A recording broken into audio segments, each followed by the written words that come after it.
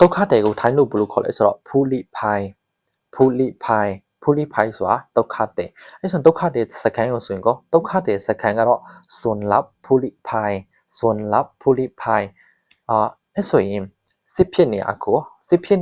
ကြာထိုင်းကိုစงครามဆိုတာစစ်ဖြစ်နေရအဲ့ဆိုငါတို့ရွာမှာစစ်ဖြစ်နေရဆိုရင်ကောဘယ်လိုပြောမလဲဆိုတော့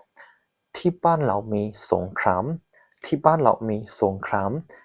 านဆိုတာငါတို့ရွာမှာมีဆိုတာရှိတယ်สงครามဆိုတာစစ်ဖြစ်နေလို့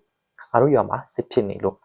အဲ့ဆိုငါတို့တိုင်းပြည်မှာစစ်ဖြစ်နေလို့ဆိုရင်ကောที่ประเทศเรามีสงคราม